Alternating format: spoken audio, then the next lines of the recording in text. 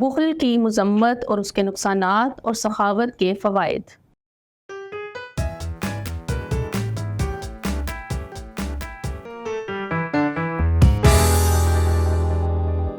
السلام علیکم عزیز طلبہ و طالبات، میں آپ سب کو مون لائٹ انٹرنیشنل پبلشر کے ڈیجیٹل پلیٹ فارم پر خوش آمدید کہتی ہوں۔ آج ہم بخل کا مفہوم اور اس کی وعید کے بارے میں پڑھیں گے۔ بخل کا لفظی معنی کنجوسی کے ہیں، اور اصطلاح میں اس سے مراد یہ ہے کہ مال کے ہوتے ہوئے اسے ضرورت کی جگہ پہ بھی خرچ نہ کرنا، اسے بخل کہتے ہیں۔ قرآن مجید میں اللہ تعالیٰ نے مختلف مقامات پر بخل کی مذمت کی ہے اور اس کے بارے میں جہنم کی وعید سنائی ہے۔ سورہ نساء میں ارشاد ہوتا ہے، یہی ہیں وہ لوگ جو بخل کرتے ہیں اور بخل کرنے کی تلقین کرتے ہیں، اور اللہ نے انہیں جو اپنے فضل سے عطا کیا ہے اسے چھپاتے ہیں، اور ہم نے کافروں کے لیے رسوا کر دینے والا عذاب تیار کر رکھا ہے۔ نبی کریم صلی اللہ علیہ وآلہ وسلم کا ارشاد ہے کہ ایمان اور بخل ایک دل میں جمع نہیں ہو سکتے۔ اس سے مراد یہ ہے کہ جس کے دل میں بخل ہے وہ ایمان سے خالی ہے۔ اسی طرح نبی کریم صلی اللہ علیہ وآلہ وسلم کی ایک اور حدیث ہے جس میں ارشاد ہوتا ہے کہ سخاوت جو ہے وہ جنت کا ایک درخت ہے جس کی شاخیں زمین پر لٹکی ہوئی ہیں، اور سخی انسان اس کی ایک ڈالی کو پکڑ لیتا ہے اور وہ جنت میں داخل ہو جاتا ہے۔ اور بخل جو ہے وہ جہنم کے درختوں میں سے ایک درخت ہے جس کی شاخیں زمین پر لٹکی ہوئی ہیں، اور بخیل انسان اس کی ایک شاخ کو پکڑ لیتا ہے یہاں تک کہ وہ اس کو جہنم میں پہنچا دیتا ہے۔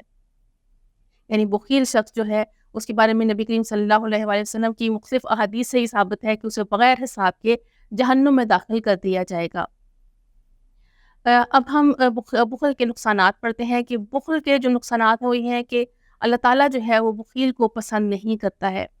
اللہ تعالیٰ نے دو خلق کے بارے میں نبی صلی اللہ علیہ وسلم کی حدیث ہے کہ دو خلق ایسے ہیں جنہیں اللہ تعالیٰ ناپسند کرتا ہے، ایک بخیل اور دوسرا بدخوئی۔ حدیث مبارکہ کے مطابق اللہ تعالیٰ کو دو خلق جو ہیں وہ ناپسند ہے، ایک بخل اور دوسرا بدخوئی۔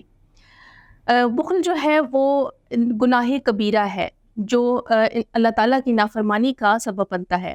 اسی طرح بخیل جو ہوتا ہے اس کا دل ایمان سے خالی ہوتا ہے، اور بخل جو ہے انسان کو کفر کی طرف لے جاتا ہے۔ بخل کے بارے میں سورہ آل عمران میں ارشاد ہوتا ہے، اور وہ مال جو ہم نے انہیں عطا کیا ہے وہ اس میں سے بخل کرتے ہیں، وہ اسے اپنے لیے ہرگز اچھا نہ سمجھے، وہ ان کے لیے بہت ہی برا ہے۔ ان قریب قیامت کے دن ان کے گلوں میں اس مال کو توق بنا کر ڈالا جائے گا جس سے میں وہ بخل کرتے تھے، اور اللہ تعالیٰ ہی آسمانوں اور زمینوں کا وارث ہے۔ اس سے معلوم ہوتا ہے اس آیت سے کہ بخل کرنے والے کے گلے میں روز قیامت جو ہے اس کا مال توق بنا کر ڈالا جائے گا۔ اور جو بخیل ہے وہ اپنے مال کو سنبھال کے رکھتا ہے، اسے ایسا معلوم ہوتا ہے کہ شاید اسے جو ہے اس دنیا میں ہی ہمیشہ رہنا ہے، اس لیے وہ اپنی ضرورت کے وقت اپنے مال کو خرچ نہیں کرتا۔ بخیل ہر وقت تنگ دستی کے خوف میں مبتلا رہتا ہے جس کی وجہ سے وہ اظہار نعمت اور شکر سے بھی محروم رہتا ہے۔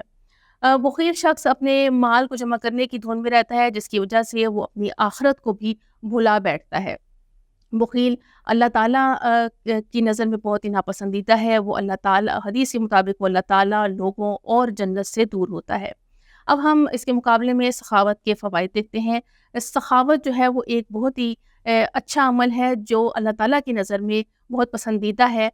نبی کریم صلی اللہ علیہ وآلہ وسلم کی حدیث سے معلوم ہوتا ہے کہ سخی جو ہے وہ اللہ تعالیٰ، لوگوں اور جنت کے قریب ہوتا ہے۔ اللہ تعالیٰ سخاوت کے عمل کو پسند کرتا ہے، اس سے معاشرے کے اندر اخوت اور محبت کے جذبات پیدا ہوتے ہیں۔ غریب اور امیر طبقات کے درمیان جو غیر ہمواری ہے وہ ختم ہوتی ہے، غریب اور امیر طبقات ایک دوسرے کے قریب آتے ہیں، اخوت اور احترام کے جذبات جو ہیں وہ پروان چڑھتے ہیں، اور جو غریب افراد ہیں ان کو دوسروں سے سوال کرنے کی ضرورت جو ہے وہ پیش نہیں آتی ہے۔ معاشرے کے اندر دولت گردش کرتی ہے، اور نبی کریم صلی اللہ علیہ وآلہ وسلم کی حدیث کے مطابق سخاوت کرنے والے کے لیے فرشتے دن اور رات میں استغفار کرتے ہیں، اور جو سخاوت کرنے والا شخص ہے اللہ تعالیٰ اسے بغیر حساب کے جنت میں داخل کر دے گا۔ ہمیں چاہیے کہ ہم اپنی حیثیت کے مطابق اپنی زندگی میں سخاوت اور اظہار سے کام لیں، اور اپنی آگے آنے والی زندگی کے لیے جو ہے وہ اپنا ذات راہ اکٹھا کریں۔ اللہ حافظ.